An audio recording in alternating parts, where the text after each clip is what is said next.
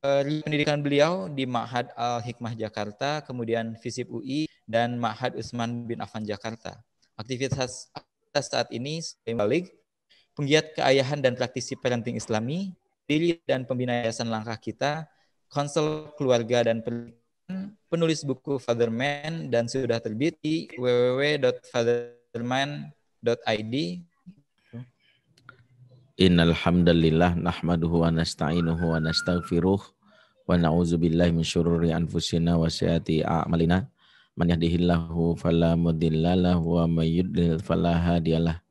Asyhadu an la ilaha illallah wahdahu la syarikalah wa asyhadu anna Muhammadan abduhu wa rasuluhu la nabiyya ba'dah wa la haula wa la quwata illa billahi wa ba'd. Ikhwatal iman a'azakumullah jami'an, Bapak-bapak, ibu-ibu, kawan-kawan semua yang mengikuti kajian diadakan oleh Yayasan Baharu yang ada di Kabupaten Bandung Barat. Alhamdulillah di kesempatan di siang hari ini kita bisa bersilaturahim via online. Dalam hal ini kita mengikuti kajian yang berupaya untuk mengingatkan peran kita khususnya di dalam keluarga. Di masa pandemi ini alhamdulillah Allah berikan juga nikmatnya di antara kesulitan yang kita hadapi, tapi nikmat yang tidak bisa kita ingkari. Di antaranya adalah kita masih diberikan kesempatan menikmati fasilitas teknologi yang hadir di tengah pandemi ini, sehingga meskipun dalam hal ini kita berada di rumah masing-masing, kita tetap bisa mengikuti kajian ya dalam hal ini dari rumah, dan ini salah satu nikmat Allah yang wajib kita syukuri. Alhamdulillah di kesempatan di siang hari ini kita membahas sebuah tema yang sejatinya mengingatkan peran seorang ayah di dalam rumah tangga ya. Dalam hal ini kita lihat ya dari buku yang kami tulis Fatherman yang sejatinya ya, jadi salah satu judul bagaimana peran ayah ini menjadi salah satu hal yang saat ini menjadi permasalahan di negeri ini.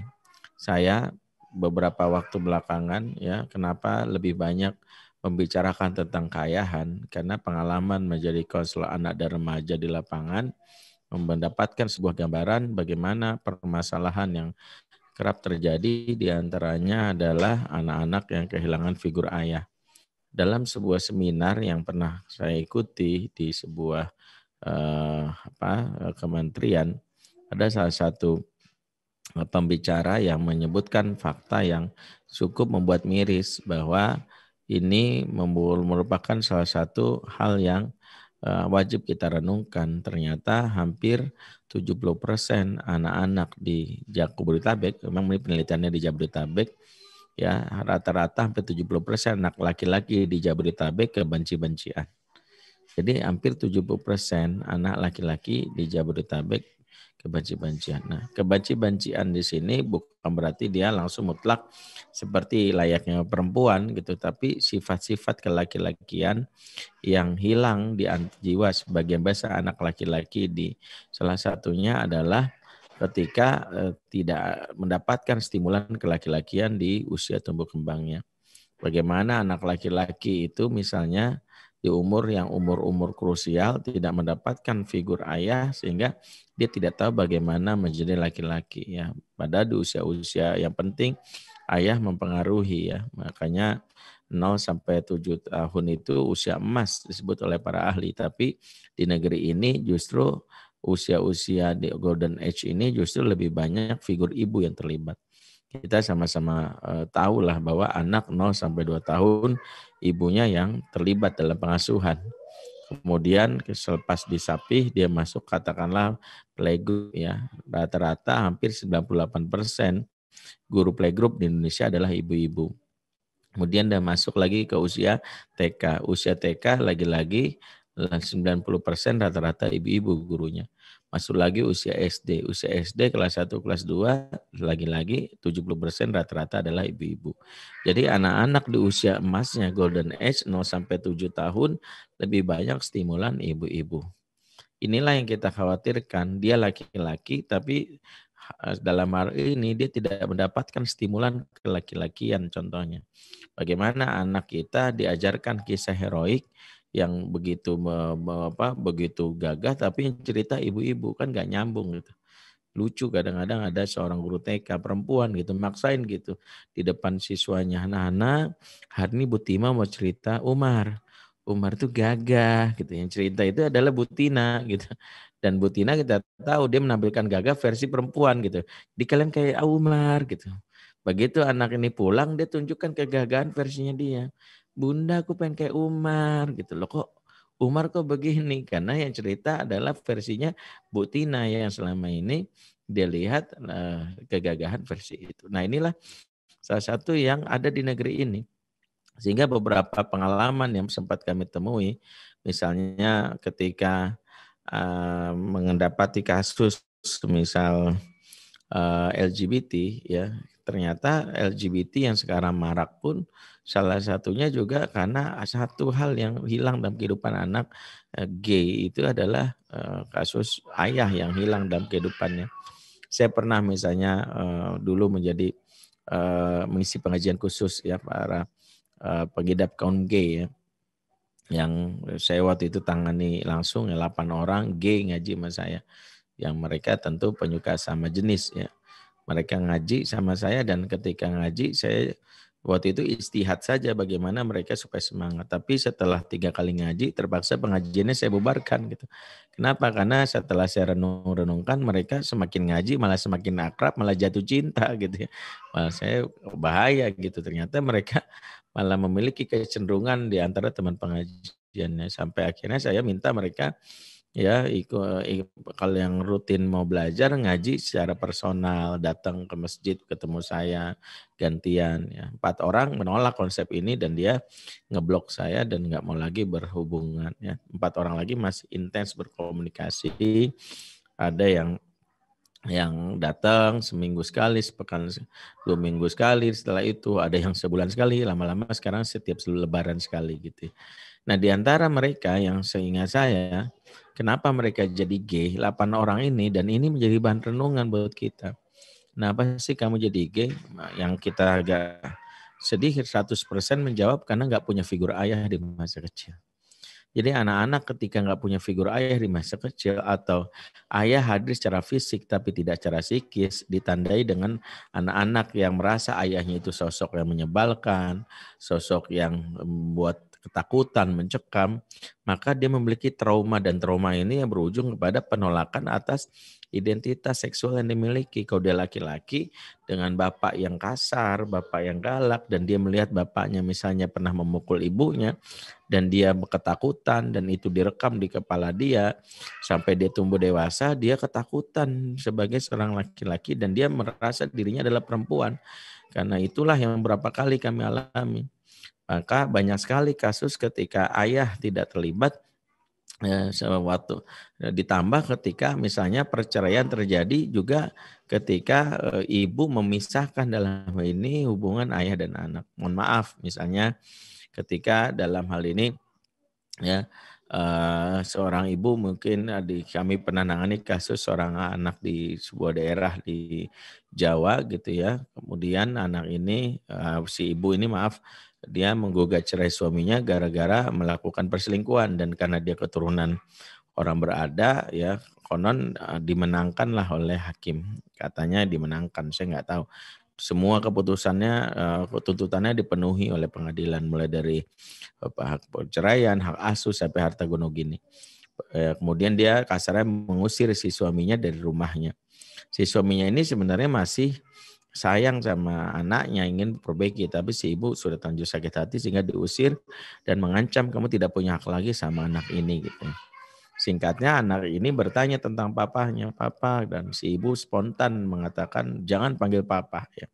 Mohon maaf dia dengan kasar dia bilang panggil dia asu ya kita tahulah maknanya.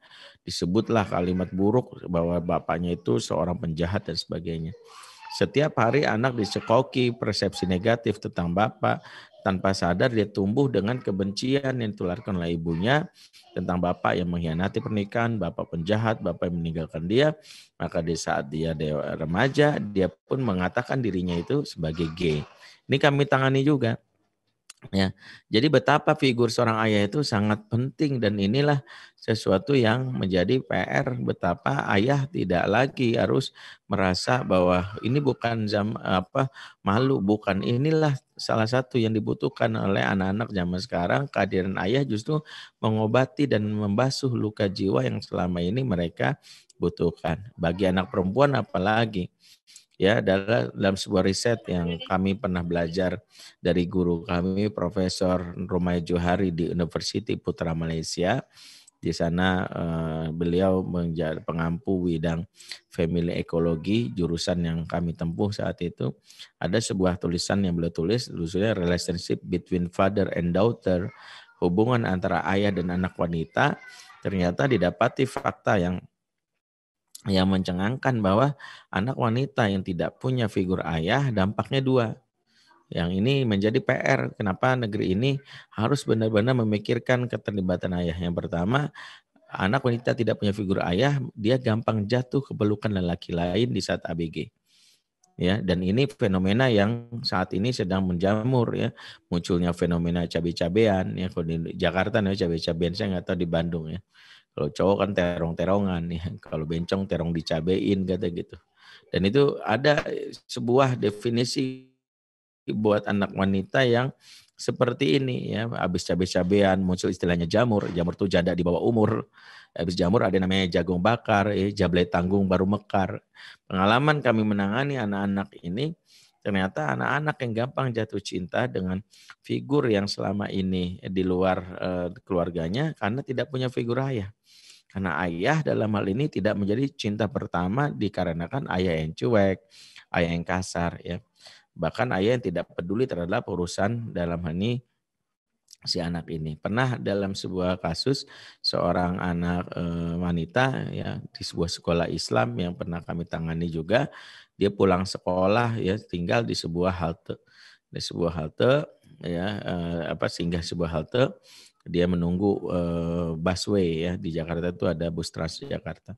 Saat dia sedang nunggu di halte busway itu ada salah seorang preman di sana yang melihat aja wajahnya gitu dan dia merasa risih seraya mengancam, "Mas ngapain sih lihat-lihat?" Ya, risih tahu gitu ya. Dia hanya senyum tapi sambil ngeliatin lagi, kalau gini terus ya gue lapor polisi ya. Gue lapor nih, perlu gue ini perbuatan tidak menyenangkan, kira-kira seperti itu.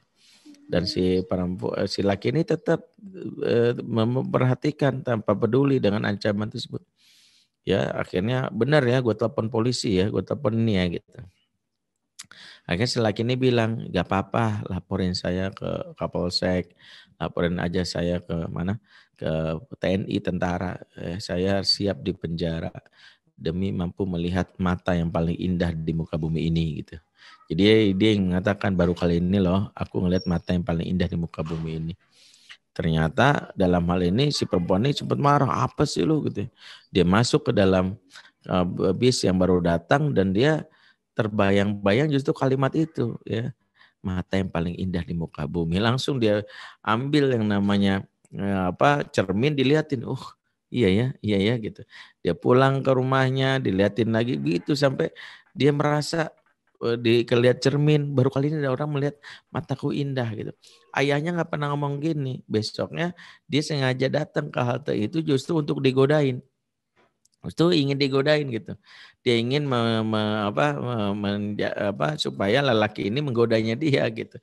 Dan sengaja dilakukan itu dan itu akhirnya membuat mereka makin akrab, lama-lama pacaran, akhirnya waliyazubillah wanita ini hamil di luar nikah. Setelah 6 bulan mereka menjalin hubungan. Jadi betapa banyak sekali wanita yang kehilangan keperawananan sekali lagi karena tidak ada figur ayah di sini. Ayah yang tidak mampu menjadi sosok the first love bagi anak gadisnya. Itulah awal dari kesucian yang terenggut di dalam jiwa anak-anak kita. Yang kedua, anak wanita yang tidak punya figur ayah disebutkan dalam riset ini, jika dia berumah tangga maka dia gampang menggugat cerai suaminya jika ada masalah yang terkait dengan suaminya. Nah ini fakta perceraian terutama gugatan cerai di negeri ini itu kan meningkat pesat. Ya kalau di Bandung kalau nggak salah nih juga ada pengadilan agama yang angka perceraian itu udah kayak antrian sembako gitu pengadilan agama itu. Dan itu kita lihat viral di berita dia. Bahkan di rumah saya sendiri nggak jauh ada pengadilan agama daerah Ciracas Kelapa Dua. Saya waktu beberapa kali pernah sekali lewat saya kaget. Di sana pengadilan agama itu ramai sekali. Saya pikir orang mau ngantri beli tiket bioskop gitu, tapi ramainya karena mau gugat cerai. Salah satu fakta yang unik adalah bahwa perceraian yang dilakukan itu rata-rata dari pihak perempuan. Perempuan yang menggugat cerai suami dan perempuan menggugat cerai suami ini nyata salah satunya adalah karena mereka tidak punya figur ayah. Jadi sekali lagi negeri ini boleh dibilang darurat ayah. Betapa fakta LGBT yang marak, betapa banyak wanita-wanita kehilangan kesucian, betapa anak-anak yang banyak mengikuti geng motor sehingga dia tidak mendapatkan yang namanya dalam hal ini mengontrol dirinya saat berada di luar karena kehilangan figur ayah. Itu sedikit pengantar yang kalau kita pahami dan dalil-dalil tentang bagaimana ayah mengasuh saya pikir sudah sama-sama kita pahami. Justru Al-Qur'an ketika berbicara tentang ayah, Al-Qur'an ketika berbicara tentang pengasuhan, justru Al-Qur'an banyak menyinggung tentang peran ayah. Dimulai dari peran ayah di dialog-dialognya lebih banyak disebutkan. Ya dalam kitab ditulis oleh Sarah binti Halil Al-Mutairi Ad-Dakhililah misalnya. Beliau menulis judulnya Hiwarul Aba Ma'al Abna fil Qur'anil Karim wa Tatbiqatuhu Tarbawiyah, ya, dialog antara ortu dan anak dalam Al-Qur'an dan aplikasinya dalam dunia pendidikan, kan begitu. Beliau mengatakan bahwa Quran memuat kurang lebih 17 dialog yang tersebar di 9 surat, ya. Dari 17 itu 14 dialog antara ayah dan anak, ya. Dua dialog ibu dan anak, satu dialog antara ayah dan ibu bersama dengan anaknya. Jadi wajar kalau kita berbicara tentang anak, mulai dari Ibrahim, Ismail itu ayah dan anak, Yakub, Yusuf, Su'aib dan anak perempuannya, Daud dengan Sulaiman, ya, Nuh dengan anaknya, Ibrahim dengan Ismail, itu semua adalah ayah dan anak. Ibu aja cuma dua, yaitu dialog antara Maryam dengan Nabi Isa dan dialog antara ibunda Nabi Musa dengan saudara perempuan Nabi Musa. Yang satu lagi ayah dan ibu bersamaan. Itu dalil yang menunjukkan betapa ayah. Belum lagi bahwa anak itu menasabkannya kan ke ayah. Itulah yang disebutkan dalam Al-Quran, pertanggungjawaban yang kelak ditanya dalam Quran itu kan dalam hadis adalah ke ayah. Kata Rasulullah, ya warrojulu ra'in fi ahlihi, dan seorang laki atau seorang ayah kepala bagi keluarganya, wa huwa mas'ulun an ra'iyatih, dan dia kelak ditanya di akhirat tentang pertanggungjawabannya terhadap keluarganya. Jadi kenapa ayah yang ditanya dalam hal ini di akhirat? Jadi nggak bisa di akhirat ketika ditanya oleh Allah, mengapa anakmu pakai narkoba? Kemudian dengan enteng saya bilang, nggak tahu ya Allah, istri saya yang lebih tahu. Dihisap itu berat, itu digampar langsung sama malaikat.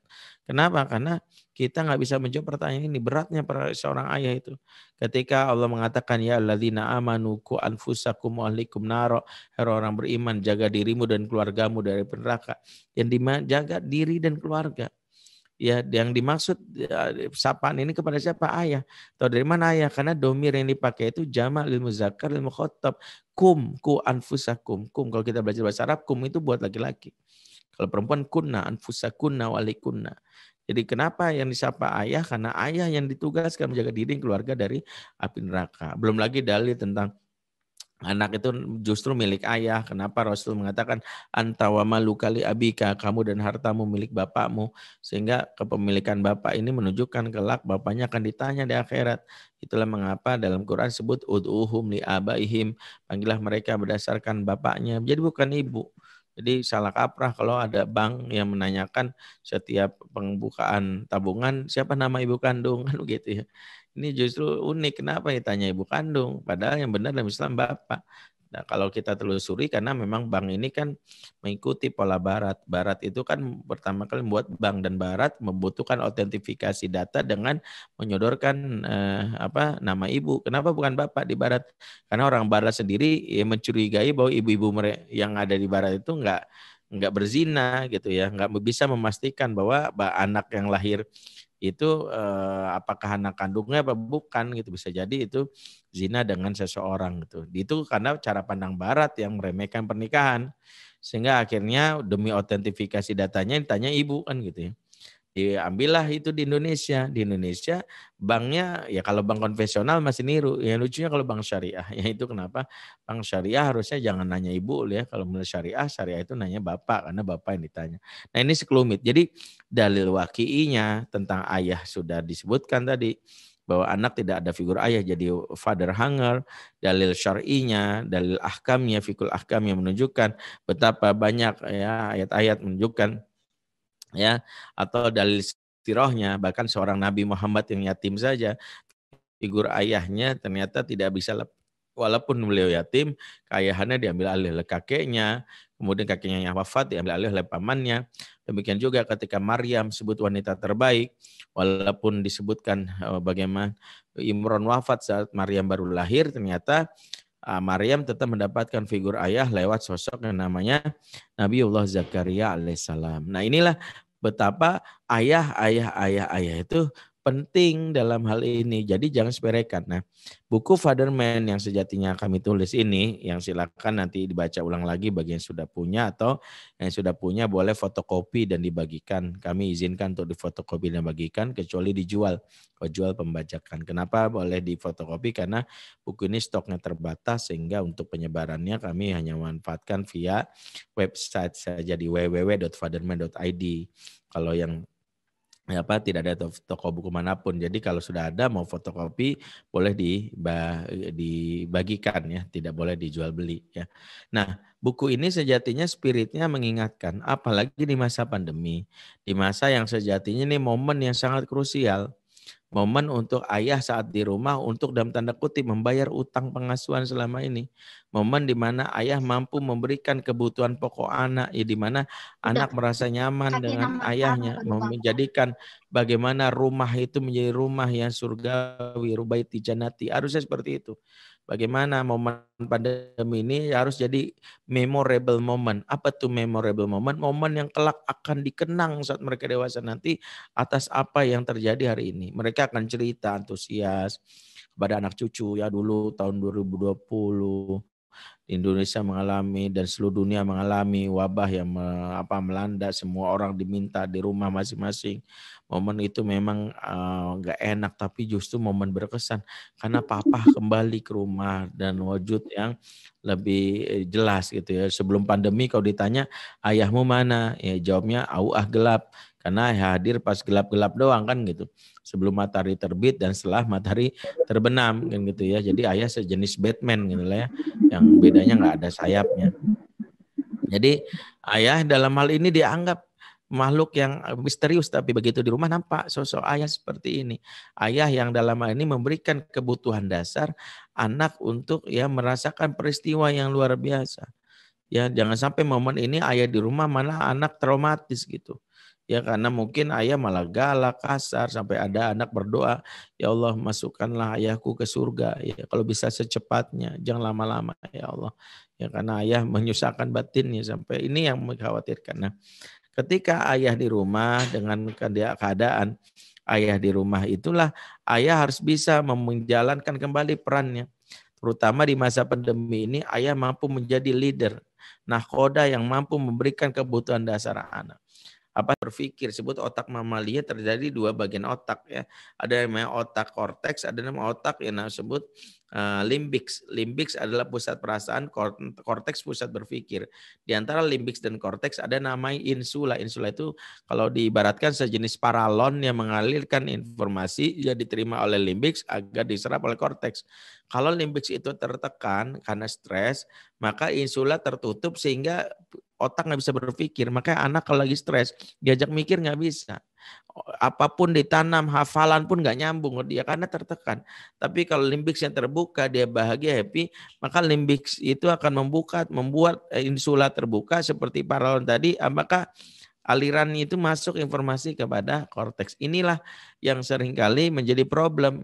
Betapa ayah memberi salah satunya hal yang menjadi kebutuhan dasar anak-anak, salah satunya dengan membuat rumah tangga bahagia. Nah, bagaimana ayah mewujudkan kegembiraan di dalam rumah sebagai awal dari kemampuan ayah menjalankan peran sebagai fatherman, di mana fatherman itu kehadirannya dirindukan, kehadirannya begitu diharapkan. Nah, dimulailah dari ayah membangun relasi yang positif dan baik kepada istri, kepada ibunya anak-anak.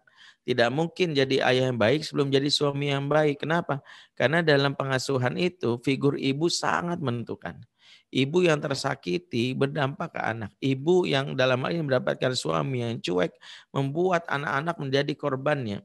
Karena anak-anak ini lebih banyak emosinya dipengaruhi oleh istri si ayah, alias si ibu ini. Ketika ibu tertekan, ibu emosi, maka setiap pagi itu kita dengar suara ibu-ibu ngegas. Mama udah bilang berkali-kali sama kamu, susah banget bilangin. Nah, ibu-ibu ngegas ini biasanya ada masalah dengan bapaknya. Ya, itulah kenapa dalam surat Al-A'raf 58 Allah mengingatkan isyarat bagaimana ya pentingnya ibu ini mendapatkan ketenangan emosi, mendapatkan kebahagiaan. Kata Allah, wal baladut thayyibu yakhruju nabatuhu bi'izni rabbih, dan tanah yang baik akan mengeluarkan darinya tanaman-tanaman yang baik. Tanah yang baik akan mengeluarkan darinya tanaman-tanaman yang baik. Tanah yang dimaksud ini siapa? Tanah yang dimaksud ini adalah ibu, karena ibu dalam Quran sering diberikan tanah. Seperti firman Allah dalam surat ya Al-Baqarah ya dalam ayat 223, nisa ukum hasulakum, istri-istrimu ibarat tanah ladang tempat engkau bercocok tanam. Ya, disebutkanlah di ayat ini disebut harf itu tanah ladang. Kalau balad al-araf sebut tanah yang luas. Intinya sama-sama tanah, membeda. Kalau istri sebut tanah ladang, kalau ibu sebut tanah yang lebih luas. Emang peran ibu lebih luas daripada peran istri. Singkatnya, jika tanahnya baik, tanaman yang keluar ini tanaman yang baik. Kalau ibu tertekan emosinya karena tidak dapat asupan emosi dari suami dan sebagai ayah dan anak, maka pengaruhnya ke anak-anak. Maka jangan disepelekan untuk menggembirakan istri dengan berbagai macam hal ya. Saya yakin ibu-ibu di sini menyimak sepakat ya. Kalau nggak sepakat silakan protes. Nah, ini salah satunya. Betapa mungkin ibu-ibu apalagi di masa pandemi ini butuhkan support suami di rumah. Minimal memahami ya bagaimana kalau nggak bisa memberikan nafkah yang lebih ya kadang-kadang kan kita sebagai suami juga menyadari bahwa sekarang istri di rumah nih ibu-ibu kadang menjalankan peran double ya menjadi guru juga yang selama ini mungkin nggak kebayang dalam benak mereka bagaimana mereka selama ini ya merasa sudah nyaman dengan ya kalau pagi-pagi anak ke sekolah dianterin kan gitu ya kemudian suami berangkat ke kantor ya mereka pulang dulu ya leyeh-leyeh sambil nonton drama Korea kan gitu atau nonton sinetron di Indosiar yang ada lagunya Rosa aku menangis gitu ya sampai akhirnya ibu-ibu sekarang nangis sendiri ya membayangkan nasibnya sama dengan yang di sinetron. Nah ini sering terjadi bagaimana seorang ibu mendapatkan tugas yang berat. Nah tugas suami sebagai seorang ayah fatherman meringankan itu, minimal dapat bonus hadiah. Yang hadiah itu jangan dilihat sebagai sebuah hal yang membebankan karena efek dari hadiah itu adalah timbulnya cinta yang kuat. Ya, tahadu tahabu. Jadi berikanlah kalau memang ada kelebihan rezeki. Tapi nggak bisa Ustaz. Ya, dalam hal ini ya uangnya kurang ya karena rezeki saya juga masa pandemi ini dikurangi karena begini karena begitu. Nah, kita bisa memaksimalkan ya kalau tidak mampu memberikan materi maka berikanlah secara non materi yaitu minimal memahami kebutuhan batin. Ayah fatherman dia akan memberikan kebutuhan batin yang kuat kepada istri. Minimal membuat istri mendapatkan 5 kebutuhan batin yang dibahas oleh para ulama ya. Pertama dipahami. Ya, seorang lelaki harus pandai membaca bahasa tubuh wanita untuk dipahami. Ya, jangan jadi suami yang sedikit bodoh ya. Kadang-kadang istri sudah membunyikan antara piring dengan panci dengan sendok di dapur, kita dengan polos mengatakan luar biasa kamu melakukan orkestra musik yang menyenangkan. Padahal itu sedang ngarah gitu ya, mengadu antara musik, panci, piring sama sendok gitu ya. Kita merasa itu ya mungkin kode-kode istri ini nggak bisa kita tangkap dengan jernih ya dengan dalih ya saya kan bukan anggota intelijen yang paham kode-kodean. atau dulu anggota pramuka. Padahal sejatinya ketika istri menunjukkan bahasa tubuh tidak nyaman, Rasulullah pun melakukan hal yang membuat istrinya begitu terkesima. Dalam sebuah riwayat misalnya ketika Ummul Mukminin Aisyah misalnya mendapatkan kiriman makanan dari istrinya yang lain, yaitu adalah Ummu Salamah, dan itu membuat Aisyah cemburu karena Aisyah merasa bahwa di rumahnya suamiku wajib makan masakan dariku. Jadi dia nggak terima gitu, namanya delivery order gitu, nggak boleh kata Aisyah, pokoknya nggak terima ada kiriman makanan dari luar. Maka dibawa makanan dari istrinya yang lain itu pada saat Rasulullah sedang rapat bersama sahabat yang lain, dan spontanlah Aisyah menunjukkan perasaan marah dan cemburunya dibanting makanan itu depan Rasulullah dan sahabat yang lain. Disinilah menariknya sikap Rasul yang alih-alih memarahi, kalau kita mungkin akan tersinggung, akan mengatakan kamu tuh nggak tahu diri. Di depan yang lain malah marah, depan lain malah cemburu, tahu tempatnya dah. Tapi inilah yang membuat wanita yaitu Aisyah begitu kagum dengan suaminya, betapa Rasul mengajarkan kita untuk memahami perasaan wanita. Rasul mengatakan apa? Gorrot umukum, ibu kalian lagi cemburu. Lagi cemburu. Jadi bayangkan kalimat ini memberikan pengajaran betapa Rasul ingin setiap wanita menunjukkan ekspresi perasaannya, sebutlah perasaannya. Ibu kalian lagi cemburu gitu. Sama seperti ketika istri kita pagi-pagi ngegas, tiba-tiba ngomongin anak-anak. Kan mama udah bilang berkali-kali ya, jangan ditambah kisruh. Tambah kisruh dengan bilang apa? Mah, berisik banget sih, berisik. Nah, itu malah bikin ribut tuh. Yang kita lakukan mengurangi emosinya itu dengan kalimat pemahaman. Nah, mama lagi capek. Mama lagi banyak pikiran. Ayo bantu gitu. Jadi merasa itulah yang dimaksud dipahami ya. Ini yang membuat akhirnya ya kita mengetahui betul kebutuhan. Yang kedua, ya wanita butuh dihargai ya, berapapun apapun yang diberikan, jangan bandingkan yang itu tuh kayak nyonya apa istri tetangga tuh, istrinya Pak Mul tuh, dia pagi-pagi makan masak nasi goreng enak, wah makin tersinggung tuh istri. Nah istri yang marah emosional itulah yang berpengaruh terhadap dalam hal ini kepada anak-anak. Istri apapun butuh apresiasi, makasih sayang. Jangan pernah mengatakan, alah kamu baru ngajar anak 3 aja masa pandemi capek, guru ngajar 30 biasa aja. Ya memang guru yang hebat itu memang bukan tidak pantasnya dibandingkan dengan istri kita yang memang dia belum terlatih sebagai guru, dan memang bukan untuk dibandingkan. Guru ngajar 30 anak dia memang bisa lulus mengajar, kenapa? Apa? Karena dia ngajar 30 itu dia fokus kepada tugas pokoknya sebagai pengajar. Kalau istri waktu ngajar anak 3 itu rumah dia sambil mikirin ya, habis ini masak apa ya? Ya Allah jemuran belum diangkat. Oh iya belum belanja ke warung Bu Mumun. Iya ya nanti ya ada pesanan order cilok lagi mana belum dibikin. Oh iya obat belum dibeli. Jadi banyak yang dipikirkan. Dan itu yang membuat kita kadang-kadang merasa oh kamu gitu, beda. Ya, ibu di rumah seperti itu. Jadi para suami belajar untuk memahami ini. Yang kedua bagaimana? Ya, ketika istri di rumah dalam hal ini guru di rumah dia ngajar kan 30 anak seragam semuanya. Kelas 3 semua, kelas 4 semua. Kalau istri kadang dari TK sampai SMP dan itu jenjang yang berbeda. Dan yang ketiga kalau guru sekolah ngajar tuh tersedia perlengkapannya.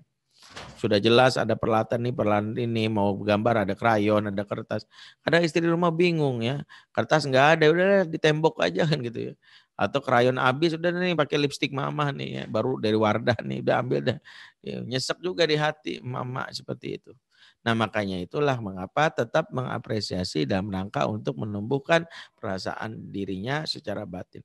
Dan yang ketiga wanita butuh dicintai, ya dia butuh kalimat yang kalimat mesra, ya riset mengatakan istri itu butuh ya kalimat di telinganya ya dengan kalimat positif ya I love you atau kalimat cinta, karena riset mengatakan wanita butuh 4 kali sehari diberikan kalimat cinta. Ya 4 kali dalam sehari, tapi jangan dirapel juga. Ada yang malam-malam dirapel I love you, I love you, I love you, I love you, bukan begitu. Atau yang rapel sekali dalam sepekan ya 4 kali 7 28, enggak begitu. Intinya berikan kalimat itu minimal. Kalaulah kita ingin buat wanita merasa cintai, berikan kebutuhan dasarnya di malam hari. Apa itu? Yaitu seorang ayah, father man, mengetahui bahwa kalau ingin membuat anak-anak nyaman sama ibunya, salah satunya ibunya ini dikuras emosinya di malam hari dengan diajak ngobrol. wanita itu harus diajak ngobrol, dan ini sunnah yang diajarkan Rasulullah sesuai dengan hadis sampaikan oleh Imam Muslim, riwayat dari Abdullah bin Abbas. Karena Abdullah bin Abbas bercerita, bitu indah kholati Maimunah, saya nginep di rumah bibi saya Maimunah. Maimunah ini adalah istri Rasulullah SAW. Ya, karena Rasulullah SAW yatahaddas ma'a ahdihi tsumma raqada. Rasulullah SAW senantiasa ngobrol dengan istrinya, baru kemudian dia tertidur. Jadi inilah yang dilakukan Rasul menjelang tidur, ngobrol dulu sama istri, baru tidur. Ya, jadi jangan, ya sebagian laki-laki mungkin termasuk saya gitu, cek WA dulu, mention di IG, lihat skor bola kalau dia penggemar bola, lihat yang penyakit udah corona udah berapa di Indonesia, mata udah sepet baru tidur. Ini buat istri merasa nggak sempet, padahal dia butuh bicara.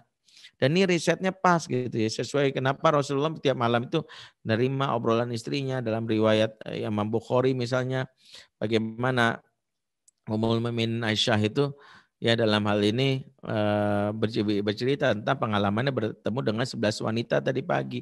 Diceritakan 11-11-nya gitu. Bayangkan ini dilakukan bagaimana Rasulullah menyimak sampai selesai. 11 wanita diceritakan ini panjang ya. Hadisnya sendiri saya nggak hafal. Ya kalau kita lihat di Imam Bukhari judul bahasan hadisnya Kisah Muzarro dan Abazarro. Jadi kisah tentang Muzarro Abazarro ini adalah hadis yang lumayan panjang yang diceritakan oleh Aisyah. Dan ini Rasulullah menyimak dengan jelas. Maka ini menjadi pelajaran memang betapa wanita butuh untuk diajak bicara. Ya jadilah TPS ya, tempat pembuangan sampah emosi buat istri agar besok paginya dia bisa memberi bunga untuk anak-anaknya. Itulah karena wanita yang sehat jiwanya itu berdasarkan riset kan minimal keluar 20.000 kata per hari. Wajib tuh ibu-ibu keluar. Ya, jadi makanya kalau mau aman nikahin penyiar radio ya atau MC kan gitu. Kalau mau keluar 20.000. Ya, itulah mengapa harusnya ya, jadi MC-nya jangan Ikhwan nih Mas Hafiz, harusnya ibu-ibu kan gitu ya. Karena ibu-ibu yang butuh bicara gitu ya. Kalau Mas Hafiz mah udah sering ngobrol gitu. Nah ibu-ibu tuh butuh, jangan-jangan yang di sini tuh pengen, aduh iya ya suami saya tuh nggak pernah ngajak ngobrol, aduh kesempatan jadi MC boleh, ya memang gitu. Jadi karena kalau wanita udah ngomongnya singkat, masalah itu. Ingat sejatinya tidak ada wanita pendiam, yang ada adalah wanita yang terluka hatinya. Jadi kalau istri kita udah ngomong patah-patah, hati-hati. Udah makan belum? Udah. Makan apa? Ayam. Ayam apa? Goreng. Nah udah tuh naik tuh desibelnya. Udah bahaya. Istri tuh kalau sehat hanya satu jawabannya 1000. Ya. Ya udah makan belum? Udah tadi ku beli ayam goreng tengah jalan ketemu Bu Tejo. Bu Tejo cerita apa? Katanya Pak Lurah nikah lagi sama agen asuransi syariah apa. Katanya kalau kita daftar 200.000 akhir tahun bisa dapat 20 juta. Kita daftar asuransi syariah ya Pak. Nah tadi perasaan awal mulanya ngomongin ayam goreng ini. Kenapa ke ujung-ujung ke asuransi? Nah itu memang begitu. Ibu-ibu tuh kalau sehat omongnya kemana-mana gitu. Jadi kita pahami. Nah pagi malam itu penting momen untuk kenapa? Pagi-pagi ketika ibu di masa pandemi ngajar, anak mendapatkan sosok ibu yang menyenangkan, bahagia, dan tugas suami, ayah sebagai fatherman memberikan itu. Apalagi ayah salah satu tugas pokoknya pagi-pagi harus memberikan mood booster. Fatherman itu seperti contohkan Rasulullah, kalau pagi-pagi menanyakan sesuatu yang memberikan gairah positif. Salah satu yang tanyakan Rasulullah kalau pagi-pagi kepada para sahabat, ini penting seorang ayah. Rasul bertanya gini, hal ro'a ahdum minkum al-bahriyata ru'ya. Hadis riwayat Muslim sampaikan oleh sahabat bernama Samurah bin Jundab. Ya. Siapakah di antara kalian yang mimpi indah semalam? Jadi Rasulullah itu nanya siapa mimpi indah. Ya, bukan mimpi orang namanya indah, bukan siapa yang mimpi indah semalam. Terus nanya gitu. Jadi jangan pagi-pagi nanya yang serem gitu. Semalam dengar suara gemuruh enggak? Itu tandanya akan terjadi dukhan waktu 40 hari 40 malam. Akan terjadi hari kiamat, huru hara, dan dajjal turun. Ini hadisnya sih benar tentang akan munculnya dukhan dan sebagainya. Tapi jangan pagi-pagi juga. Salah konteks ya. Orang stres anak-anak pagi-pagi. Orang nggak mau lagi. Pak udah Pak aku nggak usah sekolah deh. Aku nikah aja deh. Kan dajjal udah turun masa aku nggak nikah gitu. Dia ada anak-anak yang kayak gitu. Jadi kenapa pentingnya kita justru pagi-pagi itu menjaga emosi positif, ya bertanya yang baik. Kalau ada yang emosi negatif gimana? Berikan hiburan. Seorang ayah tuh belajar dari Rasulullah ketika dapat hadis, salah satu sahabat ada yang bete ya, bosen, bahkan sedih. Nama sahabatnya Abdullah bin Umar. Abdullah bin Umar ini mimpi dibawa keliling neraka. Dibawa keliling neraka dan dia merasa sedih, stres ya. karena mimpinya ini menyeramkan sekali dan dia ceritakan mimpi ini kepada saudara kandungnya Hafsah yang lain adalah istri Rasulullah SAW. Hafsah ketika mendengar ini kemudian berkata kepada Rasulullah dan lihat cara Rasul membangun emosi positif. Kata Rasulullah, ni'mar rajul Abdullah lakana yusallil lail. Sebaik-baiknya laki-laki adalah engkau ya Abdullah seandainya engkau rajin salat malam. Masya Allah. Rasul mampu membangun motivasi dari sahabat yang tadinya emosi negatif menjadi positif dengan kalimat Rasul. Ini menjadi syarat betapa salah satu peran seorang ayah mampu memberikan emosi positif pagi hari karena ayah father man mampu memberikan kebutuhan dasar anak tentang kegembiraan dan ini dipraktikkan oleh para sahabat ya bagaimana Rasulullah pun memberikan apresiasi ya dalam sebuah riwayat Rasulullah mengatakan ya kullu syai'in laisa lahu fihi min dzikrillah laibun walahun segala sesuatu yang tidak ada zikir kepada Allah di dalamnya sia-sia belaka kecuali ternyata ada pengecualian sesuatu yang enggak ada zikir dianggap sia-sia tapi ada pengecualiannya. Apa pengecualiannya? Mula'abatur rajul ma'a ahlihi. Canda tawa seseorang kepada anggota keluarganya. Jadi seseorang yang mencandai keluarganya itu mendapatkan pahala.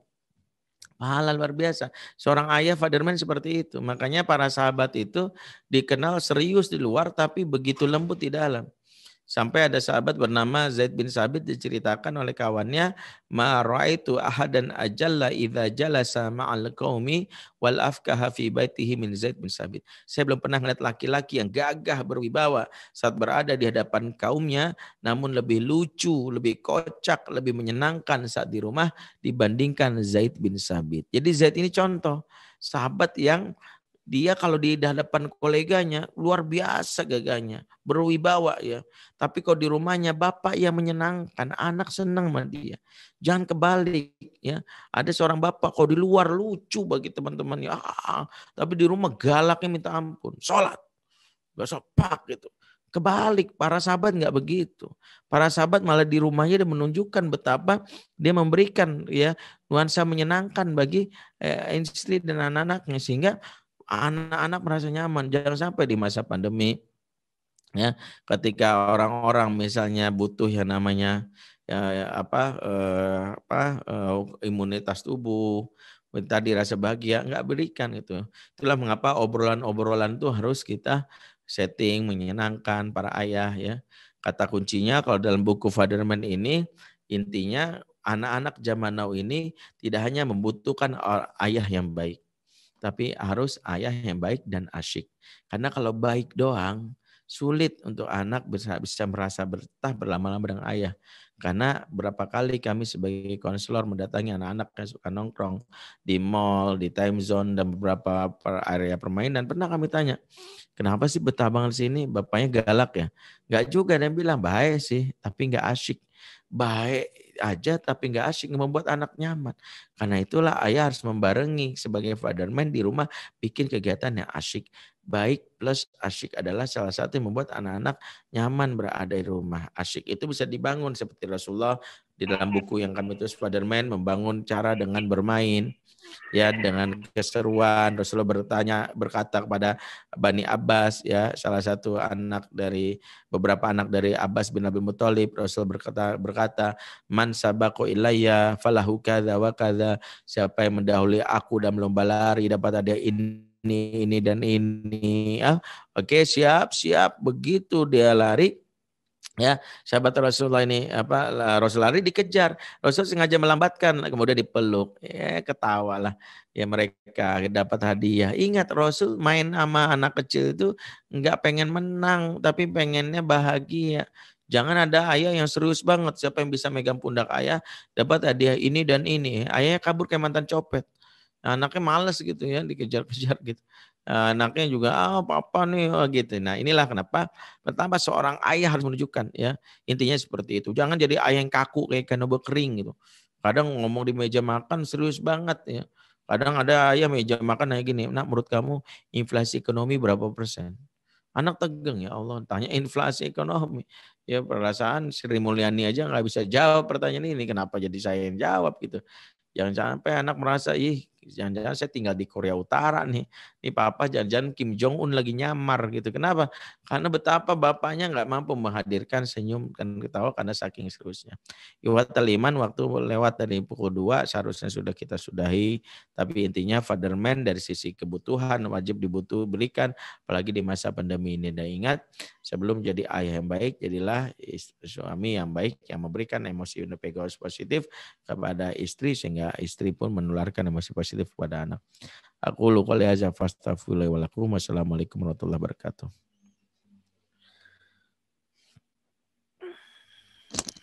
Waalaikumsalam warahmatullahi wabarakatuh. Ya, syukran Ustadz Bendri atas pemaparannya. Kurang lebih 1 jam Ustadz kita sudah kita semua sudah mendengarkan materi-materi dari Ustadz Bendri. Alhamdulillah, mudah-mudahan yang tadi disampaikan Ustadz betul-betul memberikan insight banyak, makna banyak, dan tentunya kembali kepada para ayah untuk bisa memerankan perannya sebagai ayah di rumah masing-masing.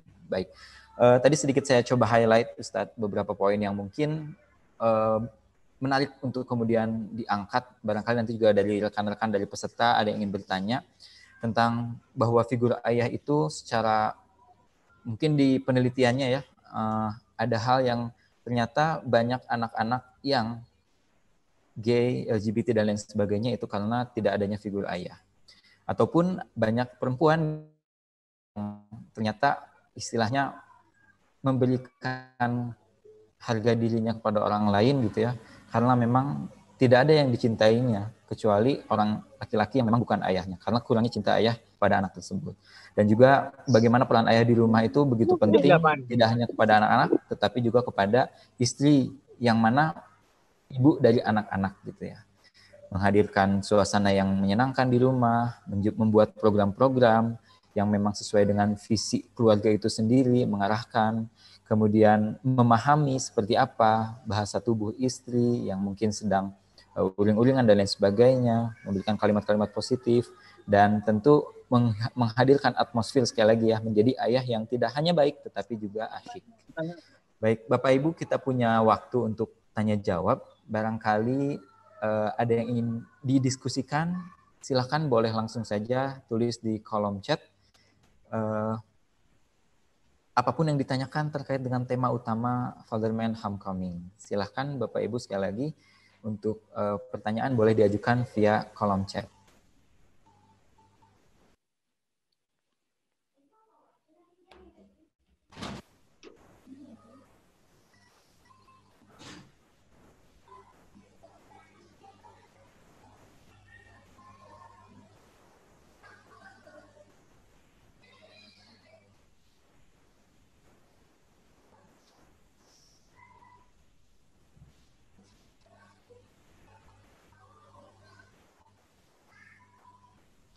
Ya, silakan Bapak Ibu yang ingin bertanya, boleh langsung tuliskan di kolom chat.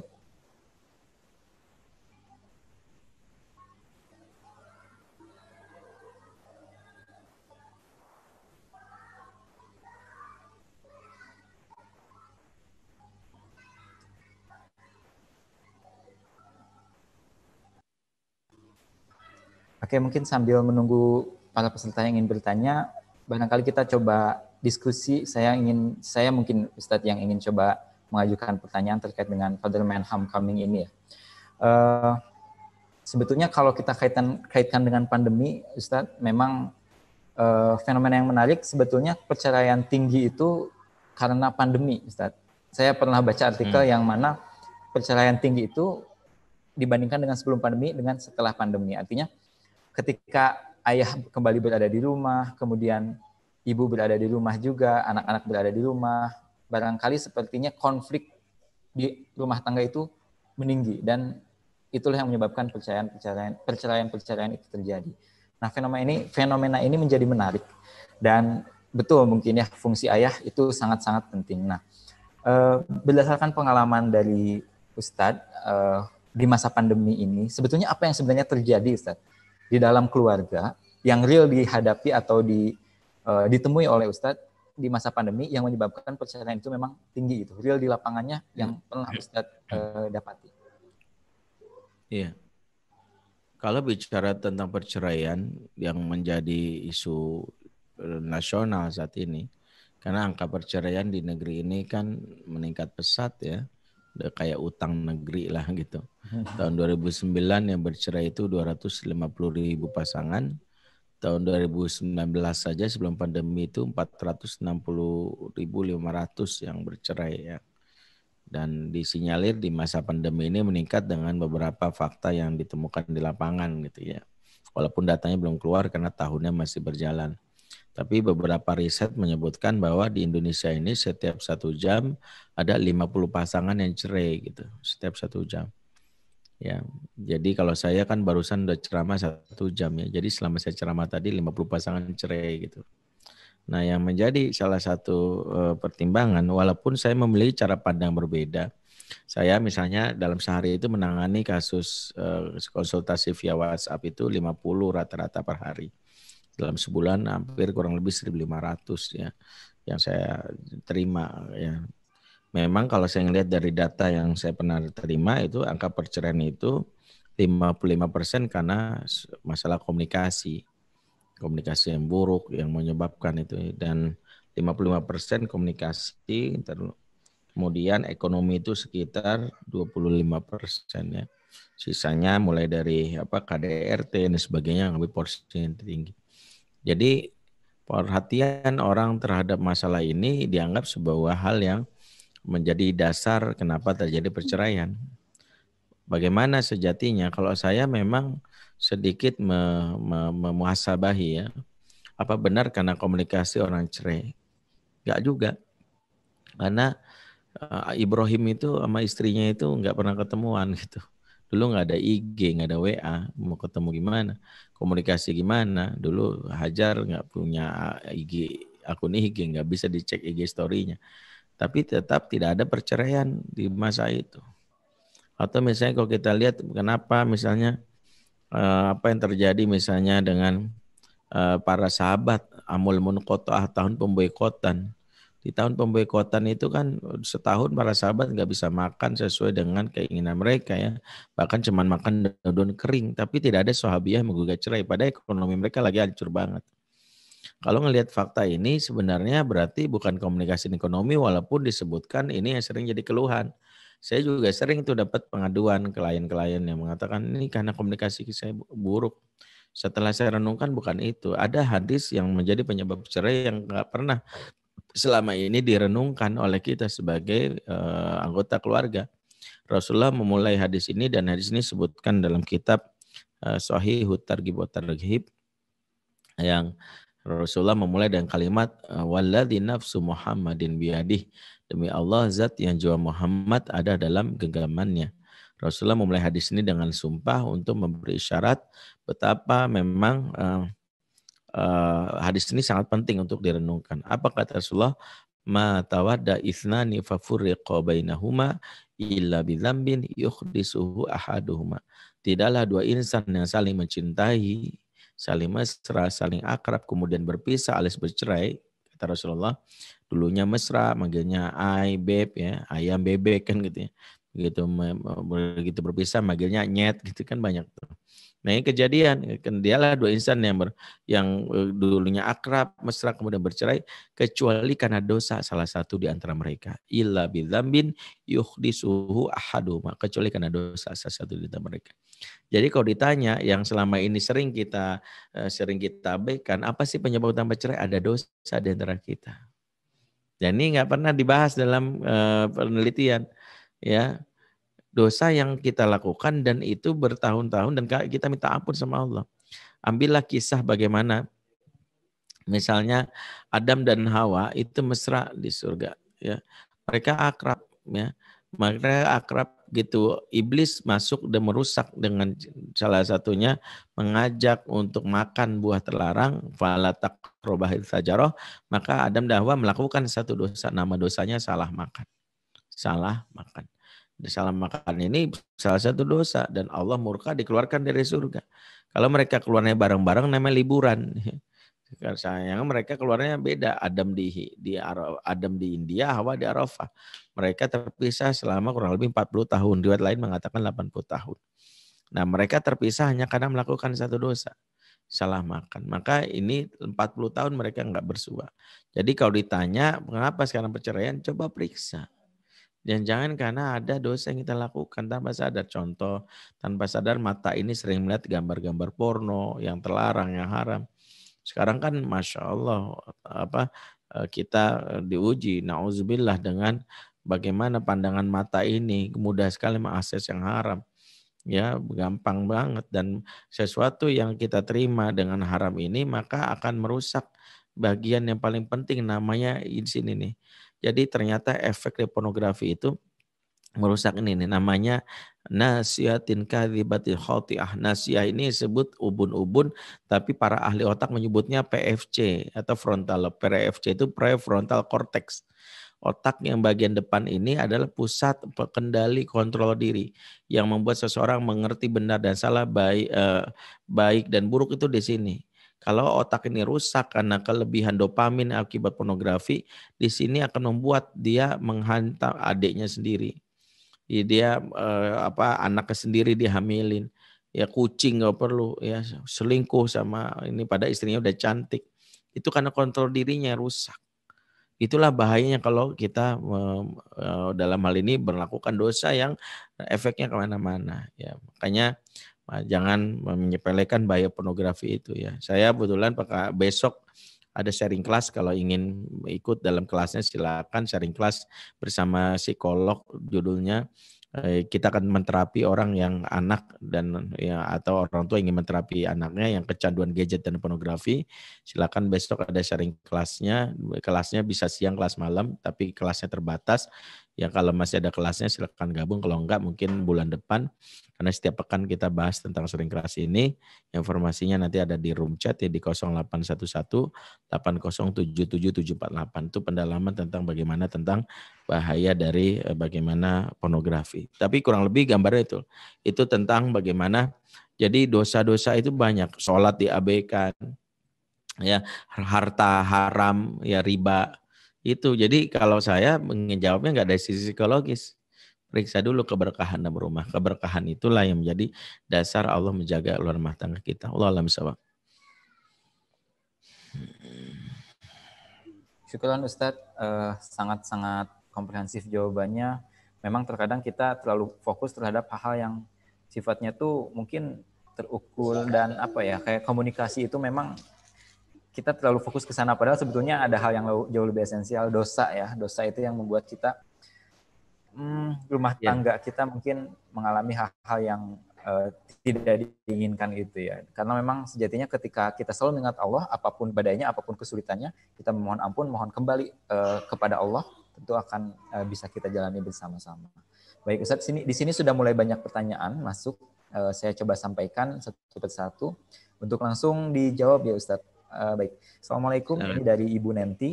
Ustadz mau bertanya bagaimana dengan suami yang di masa kecilnya juga kehilangan sosok ayah sehingga mengalami kesulitan untuk dekat dengan anaknya. Boleh Ustadz langsung ditanggapi?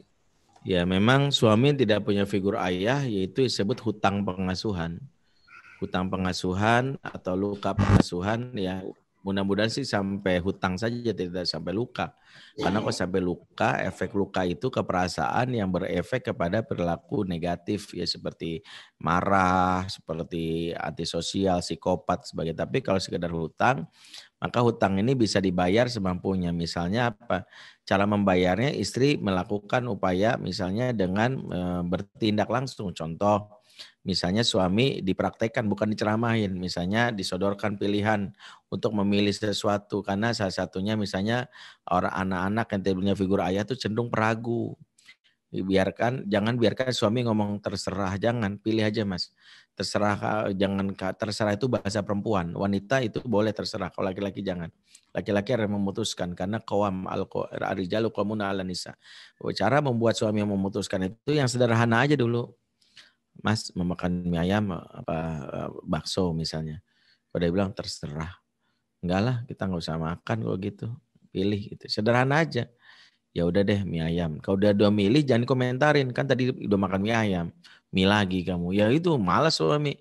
Dulu juga begitu, bapaknya nggak ngajarin gitu, kita ngomelin, pilih. Jadi biarkan suami memutuskan pilihan yang kita sodorkan. Jangan pastikan kita menyodorkan pilihan yang kita ridho di dalamnya. Mau liburan kemana Mas? Mau ke misalnya ke Lembang apa mau ke Ciwidey gitu. Ya kita pastikan kalau jangan kita pengen ke Lembang nih. Tapi kita pilihan Ciwidey. Akhirnya Ciwidey deh. Kok gitu sih gitu. Jangan biarkan suami itu. Nah, atau yang kedua misalnya ajak dia dalam ke laki-laki itu hadirkan dia di dalam aktivitas kelaki-lakian bareng-bareng sama yang lain. Nah, tinggal anak kita ini yang tidak mendapatkan figur ayah yang secara maksimal karena ayahnya sendiri nggak bisa memberikan stimulan itu, maka ibu bisa mengambil alih beberapa hal. Sementara yang kurangnya bisa dilengkapi dengan pihak luar. Misalnya gini, anak saya ini kurang pemberani nih. Ya, sementara cara melatih keberanian itu lewat namanya traveling. Ya, kalau bisa sih sama bapaknya traveling, tapi bapaknya nggak berani juga gitu. Duh gimana ya, bapaknya juga nggak berani. Dia sendiri ya ke Bandung, nyampe ke Cianjur aja mabok ya. Ini Indonesia bukan ya. Sampai Cianjur aja dianggap bukan Indonesia. Nah itu sampai bapaknya mungkin saking takutnya. Nah cara paling mudah melatih kelaki-lakian itu traveling. Jadi anak kita kalau dia nggak dapat figur bapak yang ini udah minta dia ikut organisasi yang laki-lakinya mengajarkan itu. Jadi memang ada peran kita semaksimal mungkin, ada peran dunia luar yang untuk melengkapi kekurangan kelaki-lakian. Karena ingat keayahan itu bukan sekedar fisik ayahnya, tapi juga figur di luar ayah yang bisa memberikan stimulan kekayaan. Kayak misalnya Rasul dapat kekayaan dari kakeknya, dari pamannya, ya. Begitu juga anak kita bisa jadi nggak dapat dari bapaknya, tapi bisa dapat dari pihak luar. Yang penting kita berikan haknya. Allah alam bisawab. Ya, syukuran Ustadz. Mudah-mudahan cukup dapat dipahami Ibu Nenti dan para pendengar semua. Selanjutnya tentang anak Ustadz. Kalau tadi tentang ayahnya, ini tentang anaknya.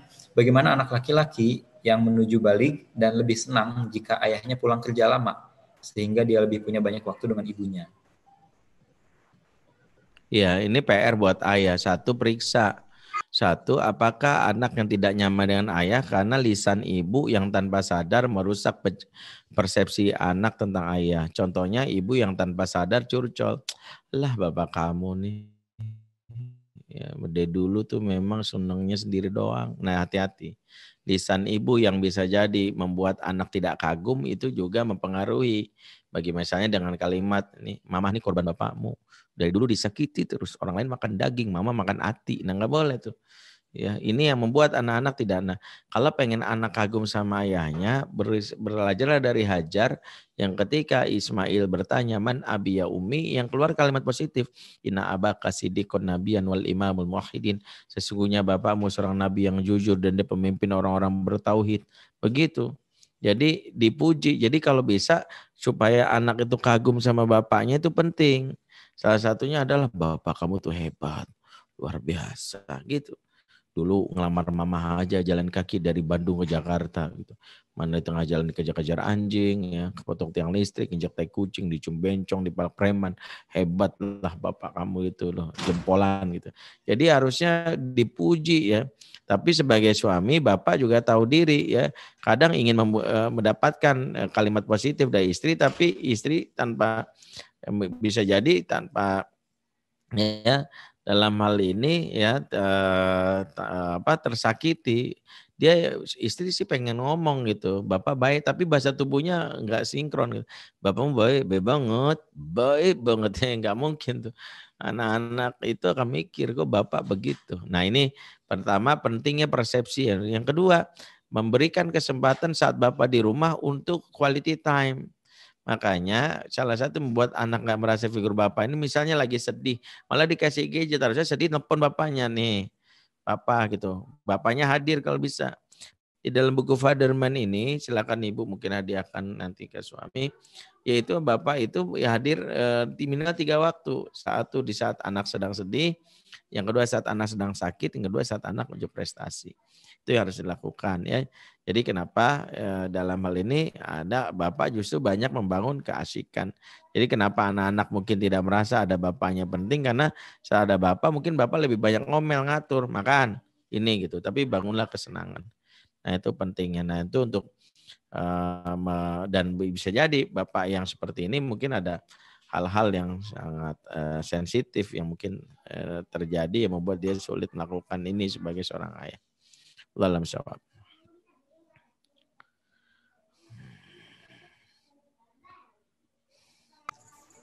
Baik, syukuran Ustadz, masih ada 3 pertanyaan. Mudah-mudahan waktunya masih cukup Ustadz, tapi saya coba prioritaskan satu pertanyaan yang baik. Baik, ada dari Bapak Ramlan. Assalamualaikum, perkenalkan saya Ramlan dari Bogor. Umur anak saya 2-4 tahun. Pada saat itu anak saya dekat dengan saya. Alhamdulillah anak sudah 3. Sekarang saya kurang dekat dengan Alhamdulillah anak sudah 3. Sekarang saya kurang dekat dengan anak-anaknya. Dengan apa kiat-kiatnya Ustadz sehingga lebih dekat lagi? Sekarang anak saya umur hampir 5 tahun, anak saya perempuan. Begitu Ustadz. Iya, yang jelas luangkan waktu ya kalau di rumah itu kita harus hadir secara fisik dan psikis. Kalau kadang penghalang kedekatan itu adalah adanya pihak ketiga, entah itu gadget, media atau yang lainnya. Yang kedua adalah ya bagaimana kita membangun ya yang namanya kedekatan itu dengan skill yang diajarkan dalam buku Fatherman ini. Ada beberapa, misalnya koordinasi sama istri, kedekatan itu minimal pastikan Bapak hadir di 3 waktu saat lagi sedih. Lagi sedih biar Bapak yang nanganin, jadi anak tahu kalau sedih itu bapaknya. Kedua lagi sakit, yang ketiga lagi unjuk prestasi. Kalau unjuk prestasi, lakukanlah berapa salah satunya seperti itu. Unjuk prestasi salah satunya ya, membuat anak-anak itu merasa dihargai ya. Jadi Rasulullah tuh ketika ada beberapa orang dari Bani Aslam lomba memanah, Rasulullah awalnya numpang lewat. Tapi setelah itu Rasulullah melihat mereka lagi manah malah duduk dan berdiam diri sambil memberi motivasi mereka. Irmu ya Bani Ismail fa inna abakum kana romian. Ayo terus memanah keturunan Ismail, kakek moyangmu seorang pemanah. Jadi diberikan motivasi oleh Rasul. Inilah adalah salah satu yang harus dimiliki oleh seorang ayah ya. Yang harus hadir di 3 waktu. Berikutnya ayah harus di umur-umur 5 tahun ini harus banyak melakukan permainan. Ingat, anak umur 5 tahun itu mereka butuh ayah yang dalam tanda kutip ayah yang gila gitu ya. Ayah yang gila itu bukan ayah yang jaim. Kalau yang jaim itu maaf ya, itu kadang-kadang nyapa anak di sosial di video call gitu ya. Begitu dibuka video call, Assalamualaikum warahmatullahi wabarakatuh. Bagaimana kabar anakku? Apakah baik-baik saja? Muntah tuh anak. Ya lah ini siapa ya? Ustaz Abdul Somad aja nggak gini-gini amat gitu. Jadi kadang-kadang harus mengukur diri. Kalau sama anak itu bisa tahu tuh pakai tutup wajahnya atau siapa yo gitu. Karena di umur ini mereka butuh sesuatu yang dalam tanda kutip gila. Jadilah bapak yang kreatif. Disinilah kenapa Rasulullah kalau bermain itu sama anak total ya. Rasulullah itu sampai menjulurkan lidah kepada anaknya, pada cucunya sampai total gitu begini. Kalau kita kan, apaan itu menjatuhkan harga diri. Rasulullah nggak jatuh harga dirinya. Rasulullah komen kuda-kudaan total. Kalau bermain yang membuat anak ketawa. Salah satunya bermain bermakna itu, anak-anak merasakan. Makanya kalau anak laki-laki di umur ini yang disarankan para ahli adalah main gulat. Ya itu cara efektif untuk membuat anak ayo sampai anak ketawa. Kalau anak perempuan main kuda-kudaan. Bermakna banget di umur ini. Jadi sesuatu yang bisa dimaksimalkan untuk membuat ayah ya lebih memberikan efek buat anak-anaknya. Itu kurang lebih ya. Kalau penjelasan lebih lengkapnya mungkin Bapak bisa baca buku Fatherman ini ya. Kalau ada yang punya bisa Bapak pinjam atau fotokopi atau kalau mau pesan bukunya di www.fatherman.id. Mungkin itu dulu ya. Setelah ini mengantar anak ada tugas ya jam 3 di tempat yang lain. Kalau ada yang tertarik ikut sharing kelas, jadi kami punya program, saya ada Ayah Hirwan, pakar kekayaan, ada psikolog Kahilman Almadani, ada Kak Nur Firdaus.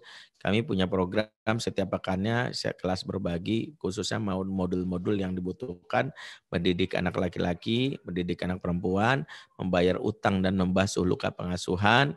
Yang keempat adalah mengatasi kecanduan gadget dan pornografi. 5 salah satunya adalah manajemen konflik suami istri dan menyusun roadmap pengasuhan.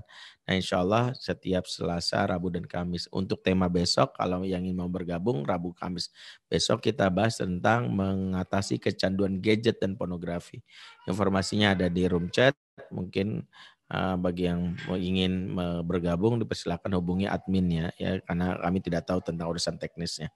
Mohon maaf sekali lagi Hafiz untuk beberapa hal yang tidak bisa disambung lebih lama lagi karena agenda yang setelah ini harus kami lakukan. Subhanakallahumma bihamdik asyhadu an la ilaha illa anta astaghfiruka wa atubu ilaik. Assalamualaikum warahmatullahi wabarakatuh. Waalaikumsalam warahmatullahi wabarakatuh. Alhamdulillah, syukran katsir Ustadz Dendri Jaishur Rahman. Alhamdulillah kita sudah sampai di penghujung. Bapak Ibu, mohon maaf kepada Bapak Ibu yang pertanyaannya belum sempat tersampaikan, namun mudah-mudahan pertanyaan yang diajukan sudah terangkum jawabannya dari pertanyaan-pertanyaan sebelumnya, mudah-mudahan seperti itu. Namun jikalau belum merasa cukup puas, boleh kita mungkin adakan lagi atau ada di kesempatan lain, mudah-mudahan bisa kita pertemukan kembali Bapak Ibu semua dengan Ustadz Dendri ataupun di sesi-sesi lainnya. Ya, kami ucapkan sekali lagi terima kasih kepada Ustadz Dendri atas waktunya, kesempatannya untuk bisa berbagi bersama kita semua. Jazakallahu khairan katsiro. Ya, kepada para peserta semuanya, Bapak Ibu pemirsa dari webinar series Gemilang EduFest ini, bahwa sekali lagi Gemilang EduFest ini adalah baru pembuka. Webinar series ini menjadi pembuka dari Gemilang EduFest. Masih banyak rangkaian selanjutnya, acara-acara dari webinar, acara dari rangkaian Gemilang EduFest 2020 ini. Informasi-informasi selanjutnya akan beredar di media sosial, dapat di-follow @mutafanin.id dan @Gemilang EduFest. Di situ banyak sekali informasi-informasi, atau bisa menghubungi narahubung kami di nomor 0812 8613 8320 atas nama Bella. Boleh langsung Bapak Ibu melalui WhatsApp chat langsung ke admin kami untuk mendapatkan informasi-informasi terkini. Baik, sekali lagi kita akhiri dengan bacaan hamdalah untuk kegiatan kita di siang hari ini. Tak terasa satu setengah jam sudah kita jalani dengan insya Allah materi-materi yang sangat luar biasa dari Ustadz Dendri Jaishur Rahman tentang pentingnya peran ayah yang ada di keluarga kita. Poin-poin materi yang tadi disampaikan mudah-mudahan selain diresapi tetapi juga sampai ke pengamalan Bapak Ibu, karena sejatinya ilmu-ilmu yang dimiliki itu akan menjadi pahala ketika memang kita amalkan. Mudah-mudahan sekali lagi kepada Bapak Ibu semua, ilmu-ilmu yang didapatkan, hikmah-hikmah yang diperoleh dengan wasilah Ustadz Dendri ini dapat kita manfaatkan dan dapat kita aplikasikan dalam kehidupan sehari-hari kita, khususnya di keluarga kecil kita. Kita wujudkan rumah kita Baiti Jannati dengan adanya peran ayah di sana, dan tentu tidak juga lepas dari peran orang tua keseluruhan, ayah dan ibu yang berkolaborasi untuk